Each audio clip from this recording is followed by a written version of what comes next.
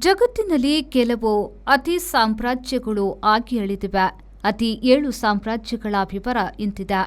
British ಸಾಮ್ರಾಜ್ಯದ 1920ರ ಹೊತ್ತಿಗೆ ಈ ಸಾಮ್ರಾಜ್ಯದ ವಿಸ್ತೀರ್ಣ 3.55 ಕೋಟಿ ಚದರ ಕಿಲೋಮೀಟರ್ ಇತ್ತು. ಜಗತ್ತಿನ ಎಲ್ಲ ಮೂಲೆ ವ್ಯಾಪಿಸಿತ್ತು.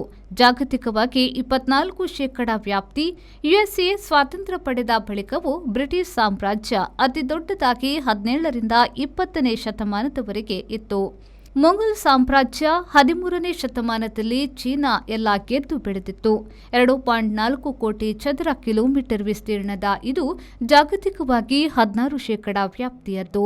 ರಷ್ಯನ್ ಸಾಮ್ರಾಜ್ಯ 19ನೇ ಶತಮಾನದಲ್ಲಿ ಇದು 2.28 ಕೋಟಿ ಚದರ ಕಿಲೋಮೀಟರ್ ವಿಸ್ತಾರವಾಗಿತ್ತು. ಲೋಕಮಟ್ಟದಲ್ಲಿ 15% ಭೂಭಾಗ.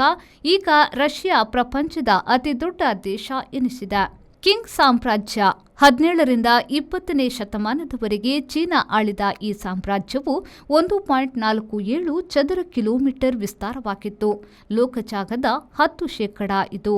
ಸ್ಪ್ಯಾನಿಷ್ ಸಾಮ್ರಾಜ್ಯ 15ರಿಂದ 18ನೇ ಶತಮಾನದವರೆಗೆ ಹರಡಿದ್ದ ಸಾಮ್ರಾಜ್ಯ 1.37 ಚದರ ಕಿಲೋಮೀಟರ್ ವಿಸ್ತೀರ್ಣ ಎಂದರೆ ಲೋಕ ಭೂಭಾಗದ 9.2%.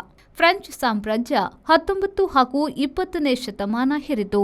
1.15 ಕೋಟಿ ಚದರ ಕಿಲೋಮೀಟರ್ ಎಂದರೆ ಪ್ರಪಂಚದ 8% ನೆಲ. ಉಮಯ್ಯದ್ ಖಲೀಫಾ ಸಾಮ್ರಾಜ್ಯ 8 ಹಾಗೂ 9ನೇ ಶತಮಾನದಲ್ಲಿ ಅತಿ ಹಿರಿದು. 1.11 ಕೋಟಿ ಚದರ ಕಿಲೋಮೀಟರ್ ಭೂಗೋಳದ 7.5% ಸ್ಥಳ ಹಿಡಿದಿತ್ತು.